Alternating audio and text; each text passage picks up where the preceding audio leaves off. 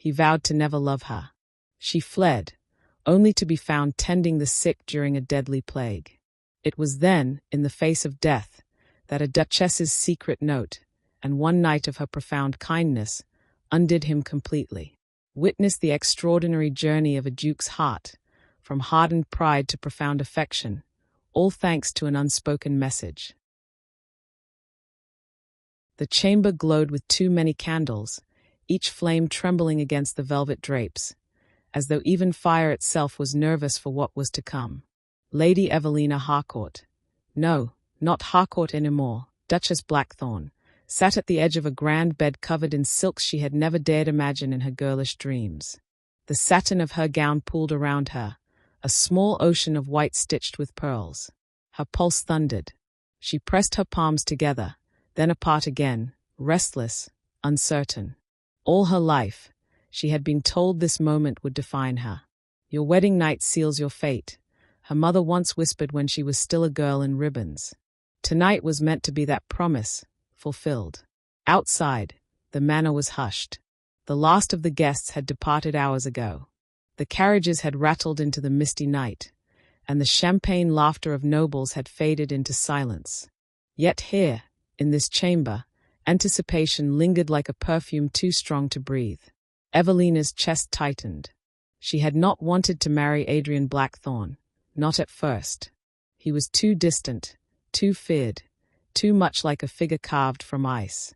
But when her father announced the match, her heart had tried to cling to hope. Perhaps his distance hid depths. Perhaps she would be the one to warm him. Girls raised on duty often spun fantasies to survive their lot, and Evelina had spun hers around the Duke. Her lips curled in the faintest smile at the memory of the hour earlier that day. Candlelight reflected against the stained glass of the chapel.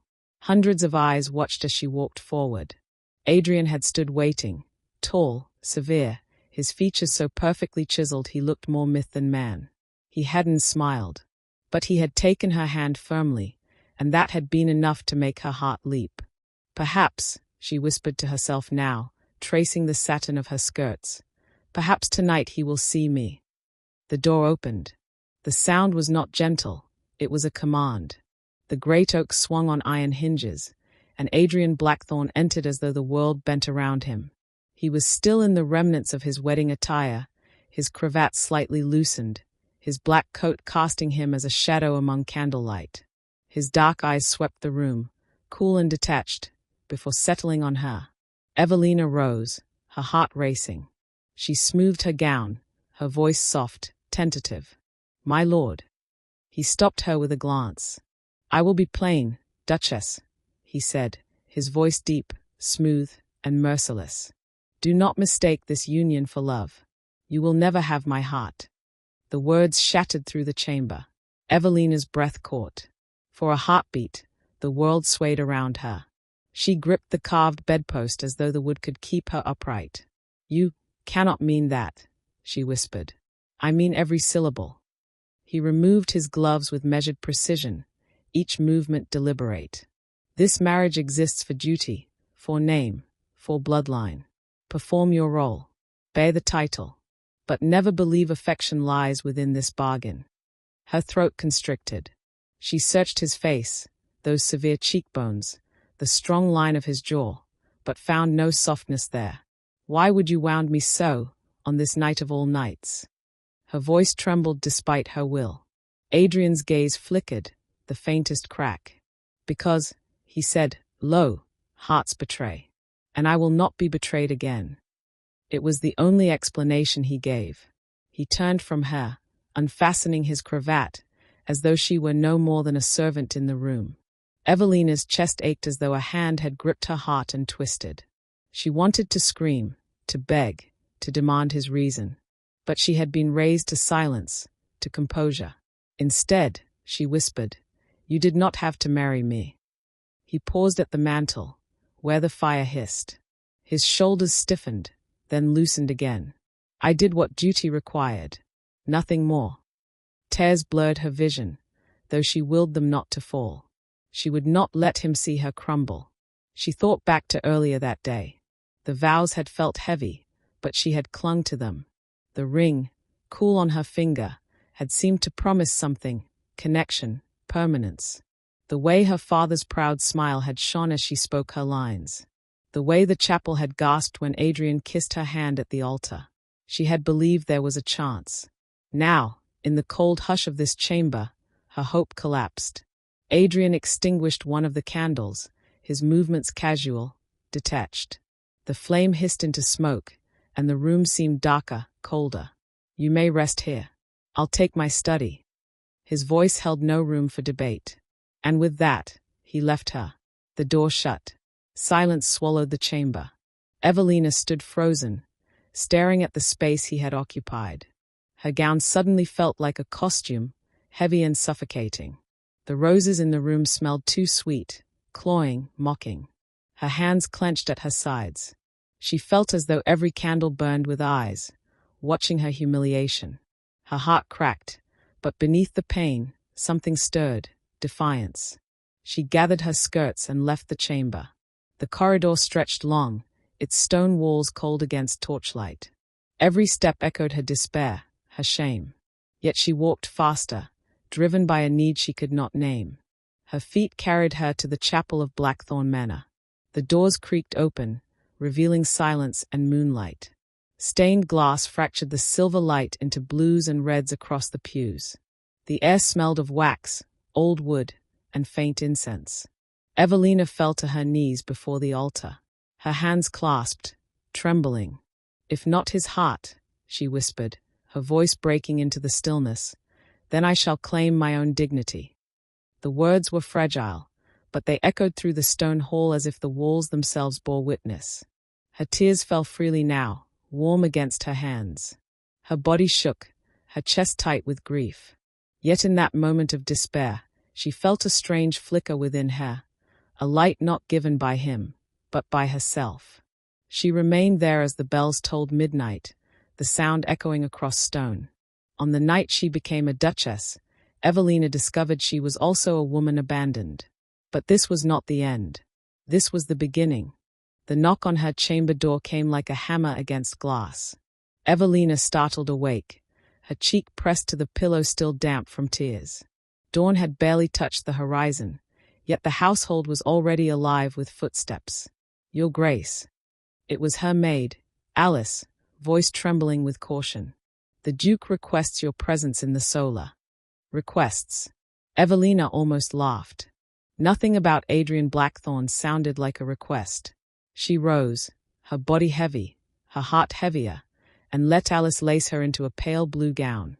The fabric was fine, expensive, but Evelina felt as though she wore armor she had not chosen.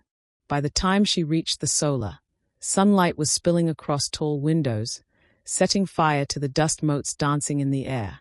Adrian stood at the far end, back straight, a glass of brandy in his hand though the day had barely begun. His gaze met hers only briefly, sharp as a blade. "Your duties begin at once," he said. "No greeting, no apology, only orders. You will oversee the household accounts with Mrs. Kent. Appear in the village on market day. The Duchess's role is to be visible. Do you understand?" Her lips parted. She longed to ask if he remembered the words he had spoken last night, if he regretted them even for a heartbeat. But his eyes warned her silence was safer. "Yes, Your Grace." Something flickered across his face at the title. Satisfaction? Irritation? She could not tell.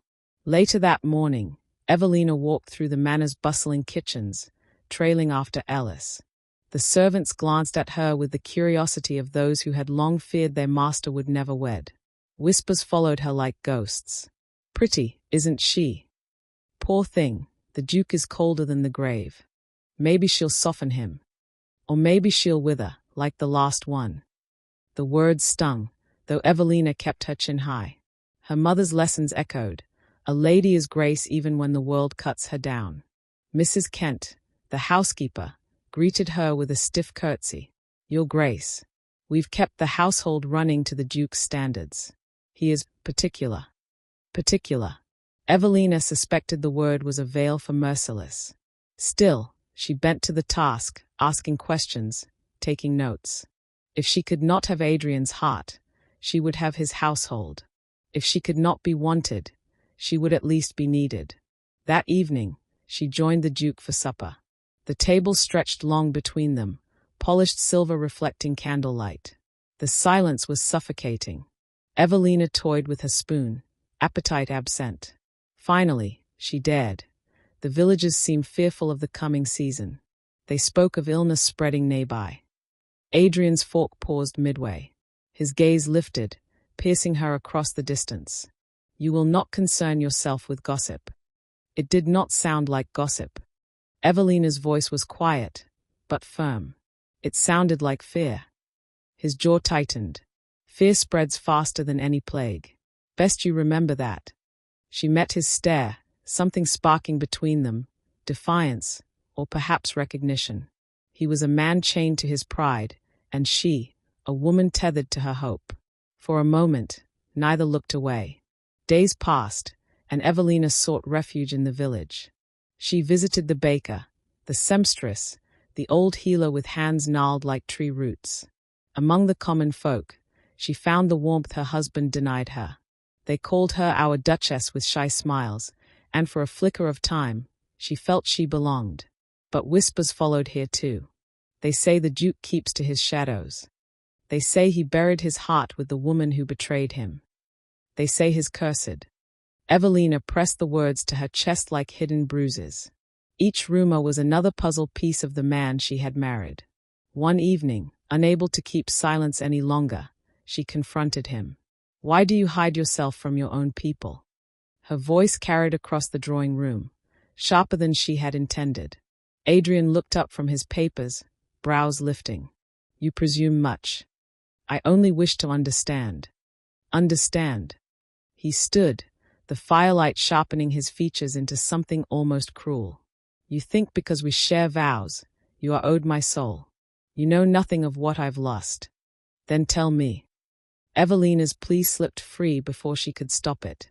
Tell me, so I may at least know the man I have been bound to. His hands clenched at his sides. For a heartbeat, he looked as though he might. The silence quivered with it. But then he turned away. Go to bed, Duchess. Leave me to my ghosts. That night, Evelina lay awake long after the candles burned low.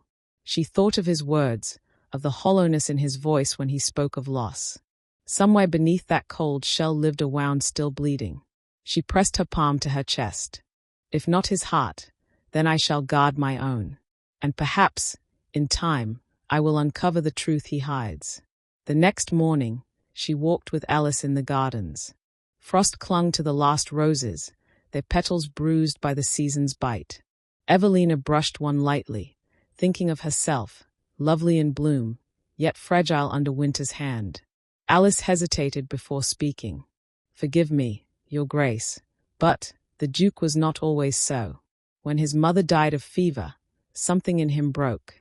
And later, she bit her lip. Later, there was another woman.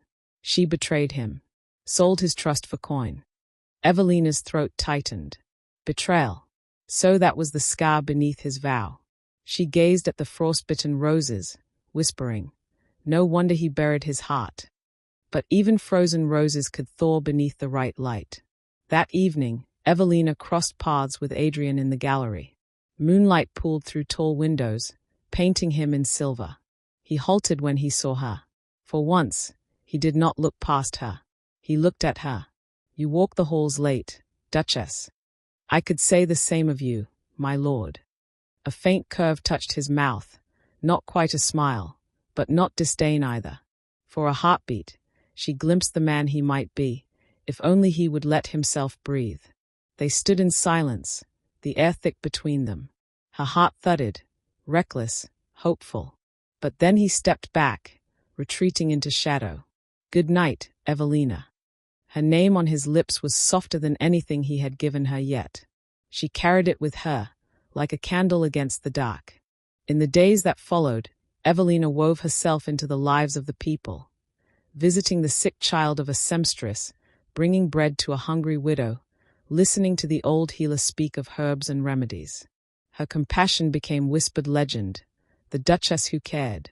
But with every act, Adrian's gaze grew darker, more conflicted.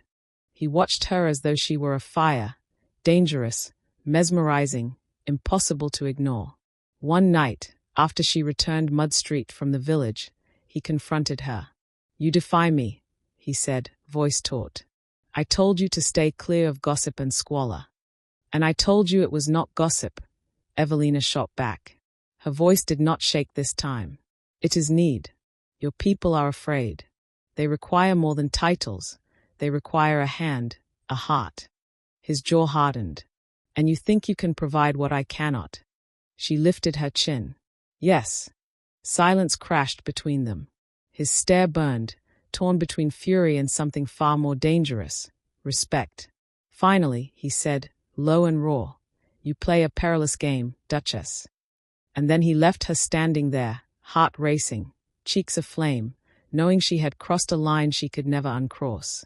That night, as she lay in bed, Evelina whispered into the dark, "If I cannot have his love, I will give mine where it is most needed. And perhaps one day he will see." The bell tolled in the village square, not once but thrice, a warning Evelina had never heard before.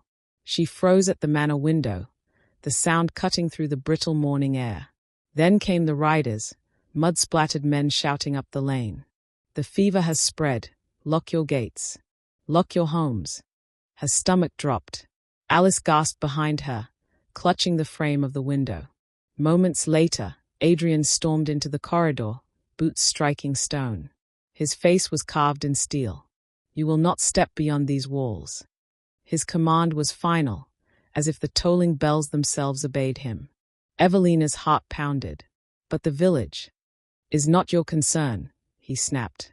"Do you hear me? You will stay here. You will not risk yourself." Her fingers curled into her skirts. The image of the seamstress's child, frail, coughing, rose before her eyes. The villagers who had smiled at her, who had called her our Duchess. Her people. She could not ignore them. That night, when the manor slept, Evelina lit a single candle and slipped from her chamber. The hallways were dark, every creak of the floor echoing her betrayal. At the stables, the horses snorted softly, their warm breath misting the air. Alice was waiting, a cloak in her hands. "You'll be the death of me," Alice whispered, fastening the clasp beneath Evelina's chin. "But if you're going, you won't go alone." The village smelled of smoke and fear. Fires burned at crossroads to keep spirits, or sickness, at bay. Evelina pressed her hand to her nose, but the stench of fever, sweat, and despair clung to everything. She entered the seamstress's cottage first. Inside, a child whimpered on a straw bed, cheeks flushed scarlet, lips cracked. Evelina knelt, pressing a cool cloth to his forehead. The mother wept silently, clutching Evelina's skirts. "You should not be here," the woman sobbed. "If the Duke finds—" "Let him find," Evelina whispered. "No child should suffer alone." By dawn, word had spread. The Duchess had come to the fever wards. Villagers bowed their heads, some in gratitude, others in disbelief. She moved from cottage to cottage, washing brows, fetching water, comforting mothers. Her hands blistered from work, but she did not stop, until the shadow of a horse blocked her path. Adrian sat astride, black coat stark against the pale morning mist.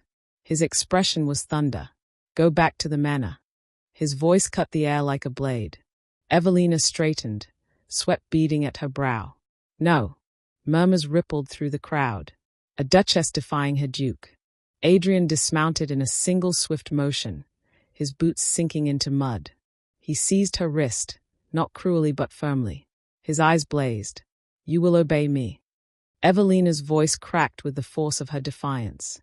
"If I cannot have your heart, I will give mine to them." For a heartbeat, silence reigned. His grip loosened, his jaw tense. And in that silence, she saw it, admiration, buried deep, fighting to break free. But he turned away, dragging her toward his horse. Enough. The villagers watched as the Duke led his Duchess back, whispers rising like sparks. In the manor, he rounded on her. "Do you know what you risked?" His voice was a storm, his hand slamming against the table. "Your life, your title, your dignity, gone in a single night of reckless folly. Her chest heaved. And what of theirs? What is a duchess if she hides behind stone while her people die? He stared at her, breathing hard, his fury laced with something she could not name. His lips parted, then closed again, as though words warred inside him. Finally, he growled, "You will remain here. If you defy me again, I will." His voice broke, sharp with something almost like fear. "I will not lose another." Evelina's heart jolted. Another? The shadow of a past loss lingered in his words. But before she could ask, he strode from the room, leaving her alone with the fire that would not die in her chest. The next days blurred. Evelina obeyed outwardly, staying within the manor. But her mind burned with images of the sick, the children, the desperate mothers. She paced her chambers, restless. One evening, she found herself at the window of the great hall, watching Adrian. He spoke with his steward in low tones, but she caught fragments: supplies, physicians, coin. A realization struck her.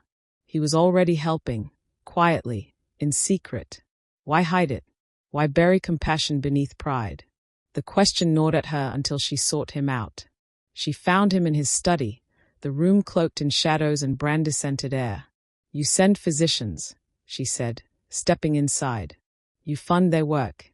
Why hide it?" He stiffened, his quill pausing above parchment. Slowly, he looked at her. "Because compassion," he said, voice low, "is a weapon to those who would use it against me. You do not know what it is to be betrayed by the one you trusted most." Her heart clenched. "Then let me in. Let me share the burden. You do not have to carry it alone." Silence stretched.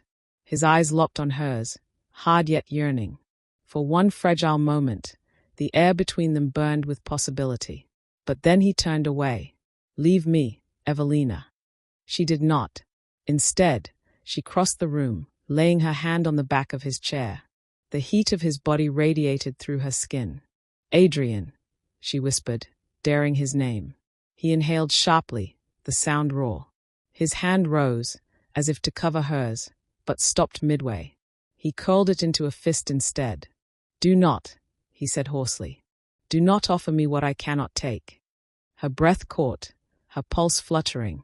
For the first time, she saw him not as the Duke, but as a man bleeding from an old wound. And in that moment, she vowed she would find a way to heal it. That night, she returned to her chamber, sleep far from her. She paced, her mind a storm of questions. What betrayal haunted him? What woman had broken him so completely he would chain his heart in ice?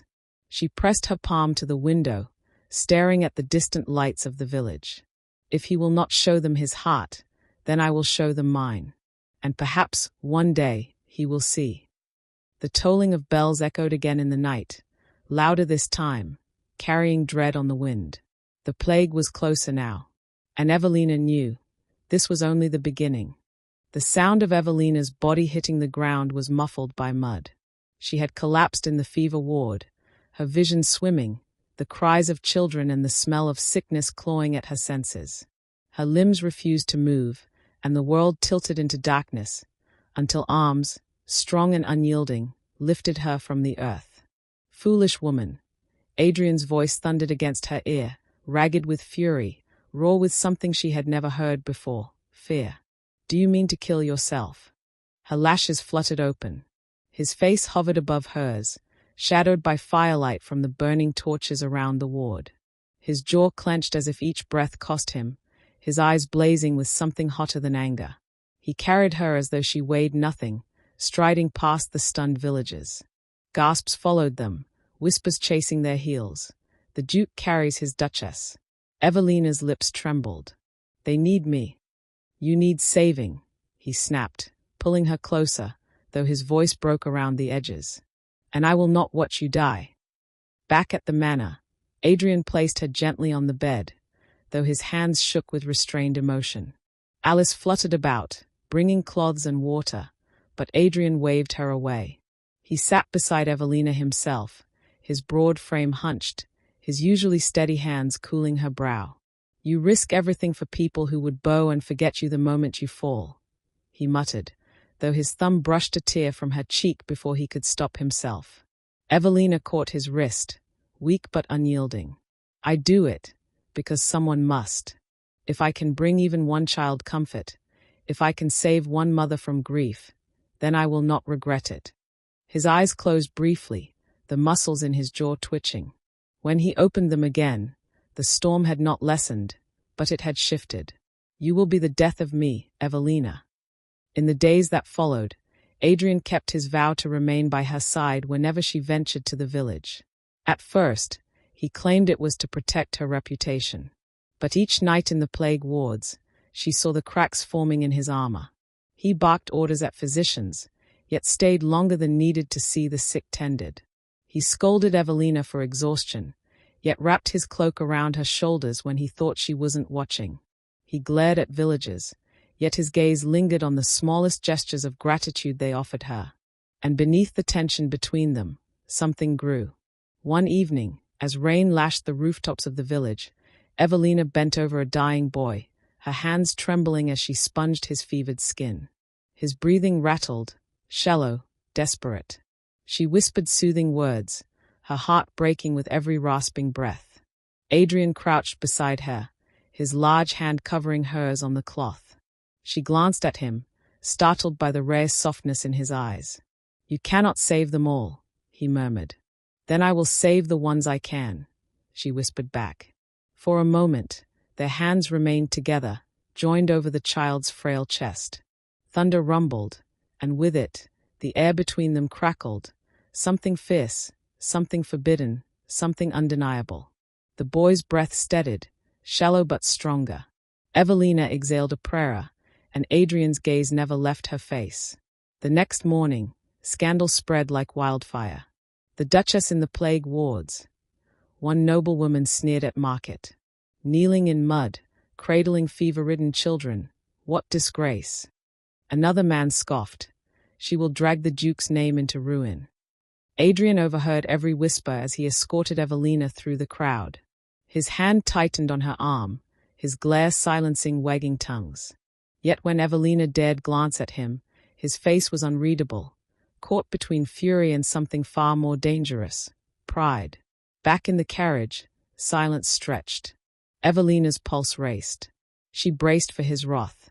Instead, his voice came low, taut. Do you realize what you have done? She lifted her chin, though her hands trembled in her lap. Yes, I showed them that a duchess's worth is not measured in gowns or titles, but in compassion. His eyes burned into hers. You make me weak. No, she whispered, leaning forward before courage could abandon her. I make you human. The air thickened, charged. His gaze dropped to her lips, lingered, before he tore it away, fists clenching. You are reckless, he growled, though his voice was hoarse. Reckless, and yet, he cut himself off, turning his face to the window. But Evelina had heard it. And yet, that night, she collapsed again, this time not from illness but from sheer exhaustion. Adrian found her slumped against a chapel pew, still wearing her mudded cloak, her face pale with fatigue. He knelt before her, lifting her gently. Stubborn, foolish woman, he whispered, his forehead pressing briefly to hers as if the contact might lend her his strength. His voice cracked. What am I to do with you? Her lashes fluttered. For the first time, she thought she heard not anger but pleading. The following days were an unspoken battle. Evelina continued to serve in the plague wards. Adrian continued to shadow her steps, torn between fury and awe. Each quarrel was sharper, each silence heavier, each accidental brush of hands like fire to dry kindling. And the villagers noticed. They whispered of the Duchess's courage, but also of the Duke's gaze when he watched her. The man once thought colder than death now carried his wife in his arms, now followed her into sickness, now lingered too close. One night, Evelina awoke in the manor to find Adrian standing at her bedside. His coat hung heavy with rain, his hair damp, his eyes shadowed by exhaustion. He stared at her as though she were a vision he could not decide was salvation or ruin. Why do you do it? He asked, voice raw. Why do you give yourself to those who will never repay you? She sat up slowly, heart thundering. Because I know what it is to long for someone to care. He inhaled sharply, stepping closer, as if drawn by a force he could no longer fight. His hand hovered above hers on the blanket, trembling as if the simple act of touching her might undo him completely.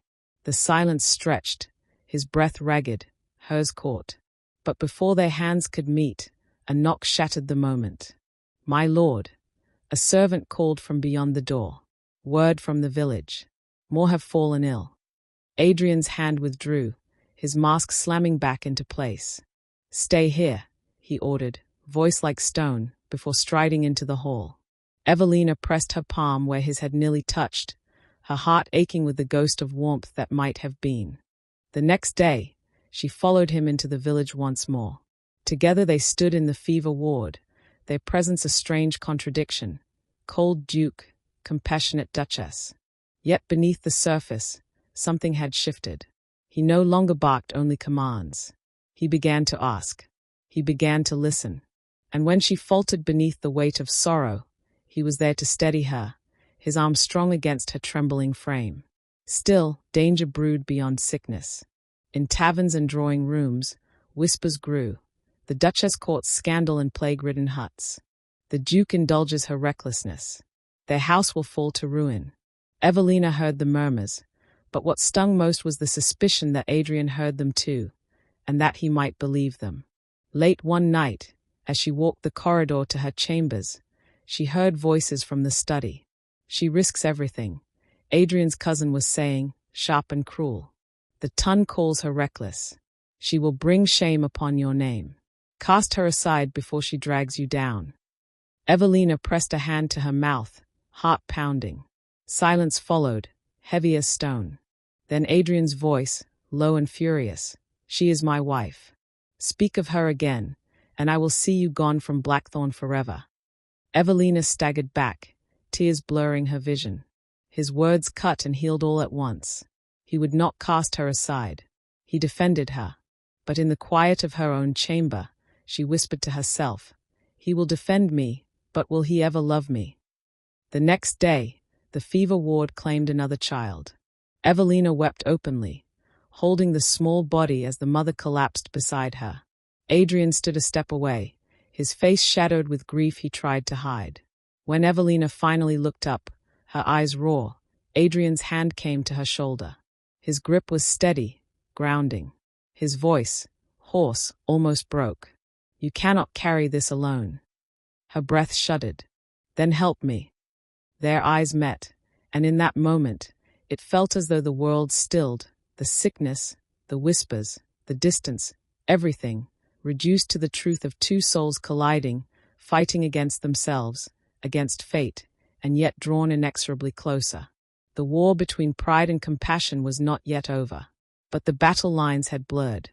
The letter fell from Evelina's trembling hand, its seal broken, its words seared into her chest like fire. "The Duchess carries the sickness. The Duchess spreads death wherever she walks." Her name, her very name, was poison on the parchment, signed by a rival noble's hand but already flying across drawing rooms, salons, and scandal sheets. The door burst open. Adrian strode in, fury in every step, his coat billowing like storm clouds. He snatched the paper from the floor, scanned it, and cursed low under his breath.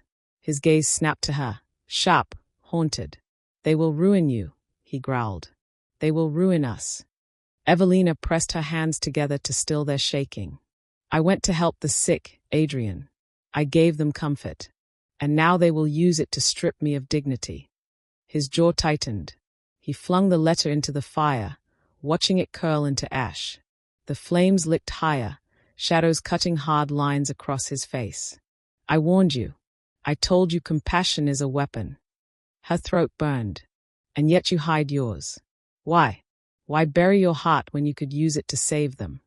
The question pierced him. His hand fisted at his side. "Because the last time I gave my heart, it was used to destroy me." Silence rang, heavy and raw. Evelina's breath caught. For the first time, the mask cracked completely. "Tell me," she whispered. "Tell me what was done to you." He turned away, pacing like a man hunted. His voice, when it came, was low, ragged. I loved her. Years ago, before duty caged me. She was not noble, but I thought. He cut himself off, raking a hand through his dark hair. I thought love made us equals. I opened every door to her. I trusted her with everything I was. And she sold it all, for coin, for whispers, for another man's bed. The words scraped from him like blood from an open wound. Evelina's chest tightened with sorrow. She saw him then, not the Duke, but a man broken and betrayed, building walls so high even his own heart suffocated inside them. Adrian, she breathed, stepping closer. You are not the betrayal. You are the one betrayed. His eyes closed, as if her words were too much to bear. Do not pity me. I don't. She reached, daring to place her hand against his chest, feeling the thunder of his heartbeat. I see you. His eyes flew open. The storm in them clashed with the flicker of something he had buried for years. His hand caught hers, not pushing away, not crushing, but holding. His voice was rough. You will unravel me. Then let yourself unravel, she whispered. The space between them crackled. His lips hovered above hers, hesitation warring with hunger. Then, with a sound half growl, half prayer, Adrian pulled her into his arms. Their kiss was fierce, desperate, a clash of pain and longing. Evelina clutched at his coat, feeling the fire she had dreamed of since the night of their vows. For the first time, his walls broke. For the first time, his heart reached for hers. But the moment shattered with a pounding at the door. My lord. A servant's voice, frantic. The Viscount of Eastmay spreads word. The Duchess herself carries the fever. They say Blackthorn House is cursed. Adrian tore himself from Evelina, his face pale with fury. Eastmay, he spat. The viper. Evelina touched her lips, breathless, trembling. Already the sweetness of his kiss was soured by the venom of scandal. Adrian strode to the window, fists clenched. He means to strip me of standing, to destroy what little power I have left. And he will use you to do it. Her heart hammered. Then let me fight beside you. Do not cast me aside, Adrian. Not now.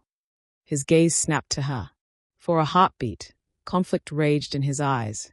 Duty against desire, pride against the woman who had just unraveled his vow. At last, his voice broke, hoarse with something deeper than rage. God help me, Evelina, you are all I have left. The next day, whispers clung to every corner of the estate. Nobles arrived with false concern, leaving behind veiled insults. Servants bowed too quickly, avoiding Evelina's eyes. But in the village, it was different. Mothers clasped her hands, children pressed against her skirts, men dipped their heads. Our Duchess, they murmured. The one who stayed with us. Adrian saw it. He saw how they looked at her, not with fear, but with reverence. He saw how they trusted her, how they believed in her. And it tore at him, because he commanded obedience, but she commanded love. That night, he returned to her chamber.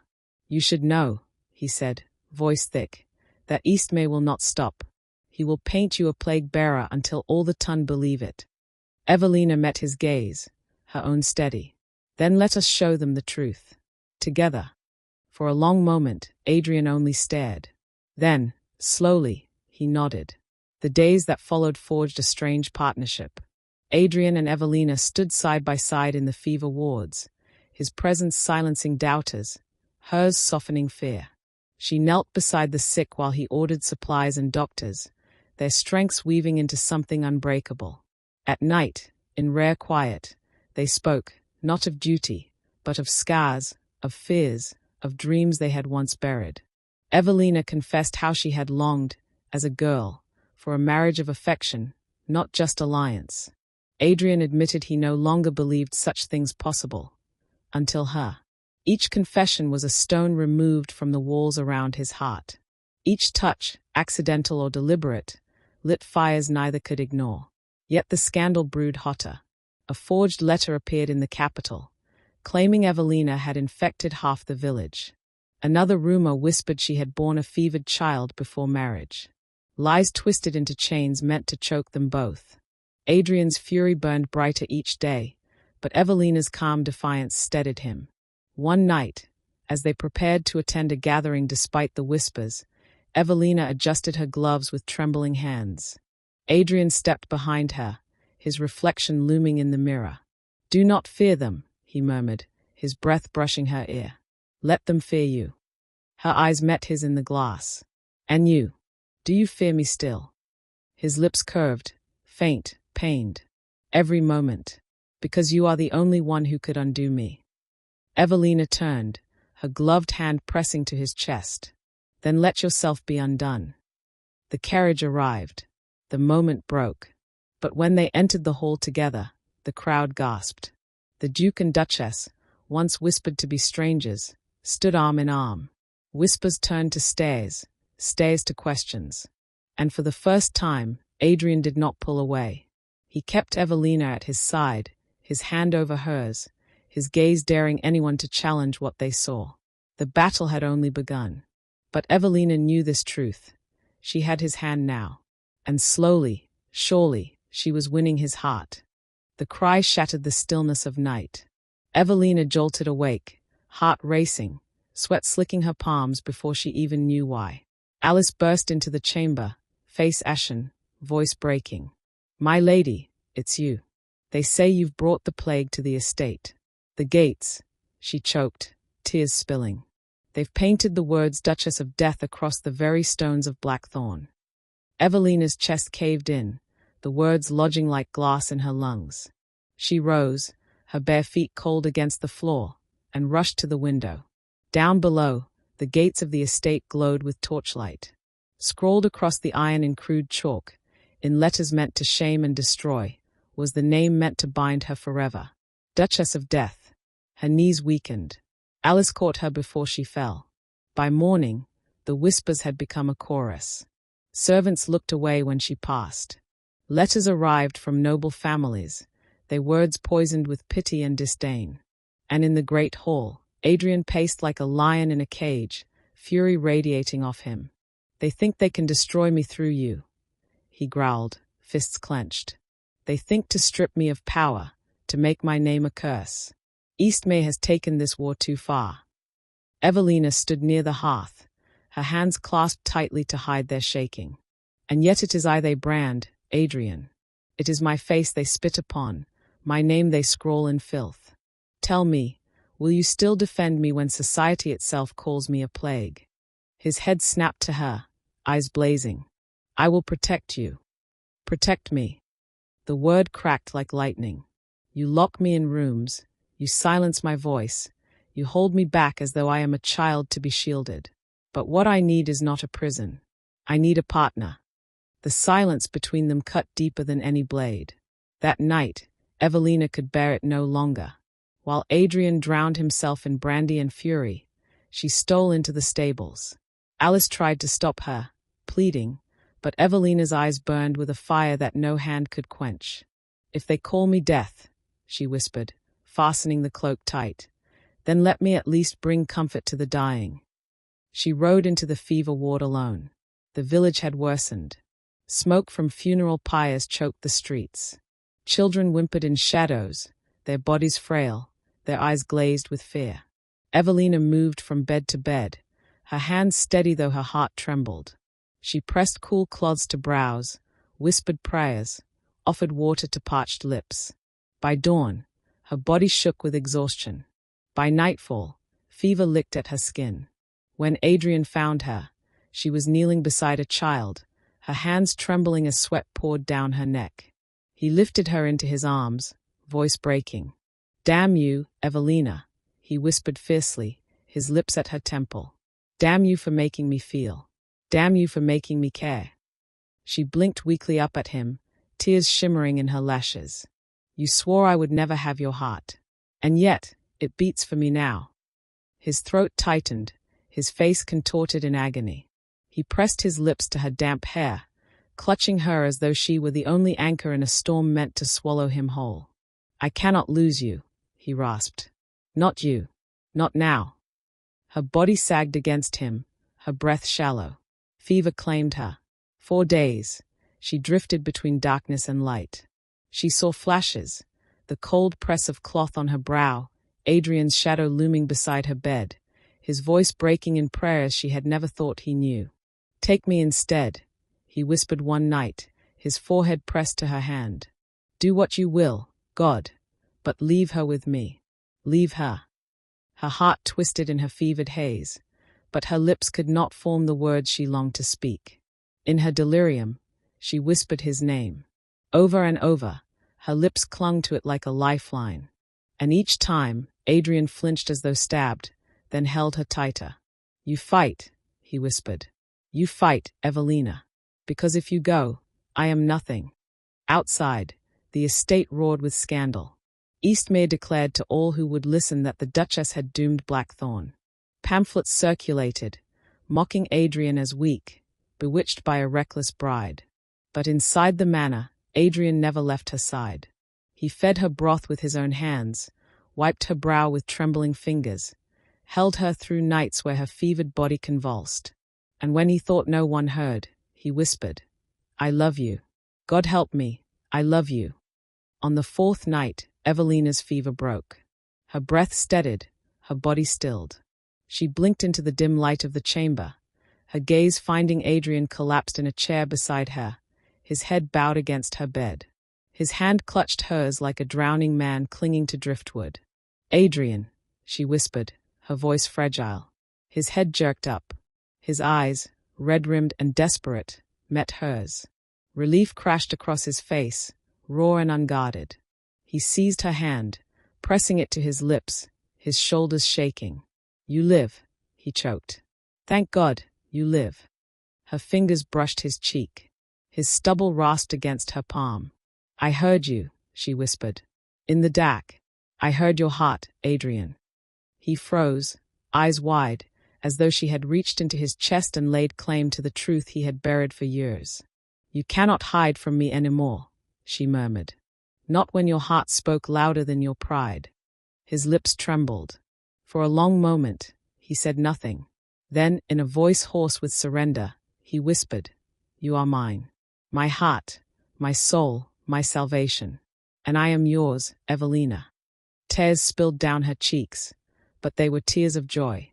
She had risked everything, her body, her reputation, her life, and in the brink of death, she had won what she had once thought impossible. His love. Yet even in triumph, shadows lingered. Eastmare's lies still spread like poison. The nobles still whispered in their gilded halls. The gates of Blackthorn still bore the scroll of shame. Adrian held Evelina's hand, his gaze burning with new fire. "We will not bow to them. We will show them the truth. You saved lives, Evelina. You saved me. And I will burn the world before I let them take that from you." Their darkest hour had nearly broken them. But together, they had survived. And together, they would rise. The blade flashed in the candlelight, pressed against Adrian's throat. Evelina's scream tore through the great hall, shattering the stunned silence of gathered nobles. Eastmare's hand was steady, his eyes wild. "You think you've ruined me? You think one ledger will undo my name? I will cut the Blackthorn line at its throat before I let you stand above me." Adrian did not flinch. He met Eastmare's madness with cold, unyielding steel in his gaze. "Kill me, and the world will know you for the coward you are." But Evelina was already moving. She darted forward, skirts flying, her hand outstretched. "No." Her voice broke with desperation. "If you must have blood, take mine. But let him live." The hall gasped. Whispers swirled like smoke, scandal colliding with awe. The Duchess offering her life for the Duke. Such a thing was unheard of, unthinkable. Eastmare's laugh was jagged, cruel. How poetic. The Duchess of Death begging for mercy. His grip tightened.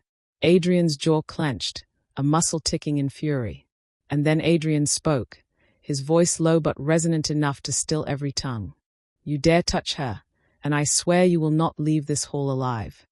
The standoff snapped when Adrian wrenched himself free, his hand striking Eastmare's wrist. The blade clattered to the floor. In a heartbeat, the Duke's fist collided with the Viscount's jaw.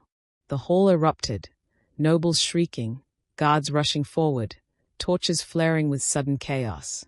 Evelina pressed back against the wall, her heart thundering as Adrian seized Eastmere by the collar, slamming him against the marble pillar. "You tried to destroy her," Adrian hissed, his voice carrying the weight of every scar he had buried. "You spread your poison, you smeared her name, you called her death. But she is life. She is love. And I will not allow you to breathe another word against her." He released Eastmere with a shove, sending him sprawling across the floor. The guards swarmed, dragging the disgraced Viscount away as the council roared with outrage and fear. Adrian turned, chest heaving, gaze locking onto Evelina. And in that moment, before all of society, before the world, he crossed the hall, took her trembling hand, and went down on one knee. "I swore you would never have my heart," he said, his voice breaking with raw devotion. "But I was wrong. You have had it from the moment you defied me, from the moment you showed me what true courage was. Evelina, you are my heart. Forever." Tears spilled down her cheeks. She cupped his face, her voice unsteady but fierce. "And you are mine. Always." The crowd murmured, some in shock, others in awe. What began as scandal had turned into something else entirely, something undeniable. The aftermath was chaos, yet victory. Eastmare's ledgers were read aloud, his crimes unveiled. Hoarding medicine, condemning villages, feeding his pockets while children starved. The council, once divided, turned against him. He was stripped of title and lands, cast into disgrace. And the Duke and Duchess of Blackthorn, once whispered about with scorn, became something new. Symbols of strength, of unity, of defiance. But the true battle was not fought in the halls of power. It was fought in the fever wards, where Evelina and Adrian returned together. Side by side, they carried supplies, tended the sick, soothed the dying. Adrian, once aloof, now knelt in mud beside his wife, holding trembling hands, wiping brows, carrying bodies when needed. He no longer hid behind pride. He no longer cloaked his heart in silence. And the people saw. "Our Duchess saved us," they whispered. "Our Duke stood with her. They are ours." One night, after a long day in the wards, Adrian and Evelina walked back through the village, lantern light glowing around them. The air smelled of rain and smoke, yet also of something cleaner, hope. Evelina leaned into him, her body weary, her spirit full. "You changed today." He glanced down, his lips curving faintly. "No, you changed me." She smiled through her exhaustion. "And yet you let me." His arm tightened around her. "Because you were right. Love is not weakness. Love is the only strength worth having." She stopped him in the street, turning to face him beneath the lantern glow. Her hand rose to his cheek, her thumb brushing the scarred line of his jaw. "Say it again." His breath caught, his eyes softening, deepening. "I love you, Evelina Harcourt Blackthorn. More than breath, more than life, more than I ever thought I could love again." She kissed him then, not in secrecy, not in scandal, but openly, where the villagers could see and bear witness. And the cheer that rose around them was not one of gossip, but of triumph. At the manor, they found a moment of peace in the chapel where Evelina had once wept alone. She lit a single candle, its flame steady, unwavering. "Do you remember?" she whispered. "This was where I swore I would claim my dignity if not your heart." Adrian stepped behind her, his arms circling her waist, his lips brushing her hair. "And now?" She smiled, tears shimmering. "Now I have both." He turned her gently, lifting her hand to his lips. "You gave me life, Evelina. You gave me back what I thought I had lost forever. And I will spend every day proving worthy of it." The world outside still whispered, still judged, still tested. But within the walls of Blackthorn, love had been forged in fire and plague, in scandal and sacrifice. It had been tested, broken, mended, and now it burned brighter than any lie. And as Adrian and Evelina stood together in the chapel's candlelight, their hands entwined, their hearts bared, the future no longer felt like duty or doom. It felt like destiny. The chapel bells tolled, deep and resonant, not for death but for dawn. Evelina stood at the balcony of Blackthorn Manor, her hands gripping the stone rail, her eyes stinging with the sight below. The gates that had once borne the words Duchess of Death now shimmered with garlands of flowers, laid there by villagers in silent tribute. Roses, lilies, wild daisies, all carried a single message: our Duchess lives. Our Duchess loves. Her throat tightened. Just months ago, she had knelt in the manor's chapel, her heart shattered by Adrian's vow that she would never have his heart. And now the world itself had shifted. She had not only his heart, but the devotion of those who once doubted her. Behind her, the doors opened. She knew his footsteps before she turned. Adrian crossed the chamber, his presence filling it like storm and fire. His hand slid around her waist, pulling her back against him, his lips brushing the curve of her neck. "You should sleep," he murmured. His voice was hoarse, softened by the scars of battles both seen and unseen. "I cannot," she whispered, leaning into him. "I thought I would never be more than a shadow in this house. And now," she gestured to the flowers below, her tears spilling freely. "Now they honor me. They honor the woman who saved them." His grip tightened. "And they honor the woman who saved me." Later that morning, they descended into the great hall. Nobles had gathered, some still wary, others curious, all of them watchful. The scandal that once threatened to crush them now hovered like smoke, uncertain, waiting to be cleared. Adrian stood tall, his arm wrapped firmly around Evelina's. His voice thundered across the chamber, silencing the whispers. "You called her death," he said, his eyes blazing. "You scrawled her name in filth. You spread lies to strip her dignity. But she, my wife, my Duchess, gave her life to the sick when you cowered behind your walls. She did not bring death. She brought hope. She brought life. And if any man here dares speak otherwise, he will answer to me." The silence broke into murmurs, astonished, reverent. Evelina's cheeks burned, her heart swelling as Adrian turned to her, his eyes softer now. "You have my heart, Evelina. Not hidden, not broken, not withheld. Mine. Entirely. And I will proclaim it until the end of my days." Gasps rippled through the crowd. What began as scandal had transformed into legend. In the days that followed, change swept through Blackthorn. The villagers, once fearful, began to walk taller, knowing their Duke and Duchess had fought for them. Children carried flowers to the manor gates. Women lit candles in Evelina's honor, whispering prayers of thanks. And Adrian, once cold, once untouchable, was seen carrying supplies into cottages, kneeling beside the sick, walking openly with his wife's hand in his. The Duke who had once sworn he could never love had been undone, remade, by the very woman he tried to dismiss. One evening, Evelina and Adrian returned to the chapel. It was quiet, filled with the glow of candles. Evelina traced her fingers over the stone where she had once knelt, broken. She remembered her vow: "If not his heart, then I shall claim my dignity." She turned to Adrian, her eyes glimmering. "Do you know what this place means to me?" He stepped closer, his hand cupping her cheek. "Tell me." "It was here I chose to fight. Here I chose to live, even when you swore your heart was closed to me." Her voice trembled. "And now, here I stand, not only with dignity, but with love I once thought impossible." His thumb brushed her tears away. "Evelina, I was a fool. I thought love was betrayal. I thought closing my heart made me strong. But you, God, you, taught me love is the only strength worth having." Their lips met, soft at first, then deeper, fuller, a seal not of desperation but of forever. Seasons turned. The plague waned. The scandal faded into history.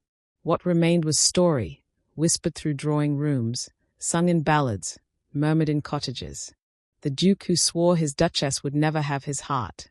The Duchess who defied him, who knelt in mud, who bore the title of death and turned it into life. The love that remade them both. Months later, Evelina walked through the gardens, roses blooming under the warmth of spring. A child's laughter rang across the lawn. One of the seamstress's children, strong now, chasing butterflies with Alice. Evelina's hand pressed gently to her belly, where new life stirred within her. Her lips curved into a secret smile. Adrian approached, his eyes catching the sunlight, softened by a warmth she once thought him incapable of. He saw her hand at her stomach and froze, the realization dawning. "Evelina," his voice cracked. "Are we?" She nodded, tears glimmering.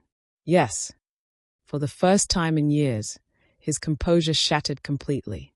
He pulled her into his arms, laughter breaking through tears. "My God, you give me everything I never thought I could have. A wife, a heart, a family." She pressed her lips to his, her whisper fierce. "And you give me everything I never thought I could keep. A husband who loves me." On the day their child was born, the chapel bells tolled again, not for scandal, not for death, but for life. Villagers gathered outside the manor, their cheers rising like hymns. The Duke stood at the window, cradling his newborn with awe, his arm wrapped tight around Evelina. The man who once swore his heart was untouchable now wept openly, unashamed. And Evelina, once the Duchess abandoned on her wedding night, stood crowned in love, her dignity and her devotion bound together forever. In the quiet of their chamber, as dawn broke across the horizon, Adrian held Evelina close, their child sleeping between them. His lips brushed her temple as he whispered the vow he once denied her. "You will always have my heart, Evelina. Always." And this time, it was not a vow broken in bitterness. It was truth. If love had once broken you, would you still risk everything to embrace it again, if it meant finding the one who would fight for you until the end?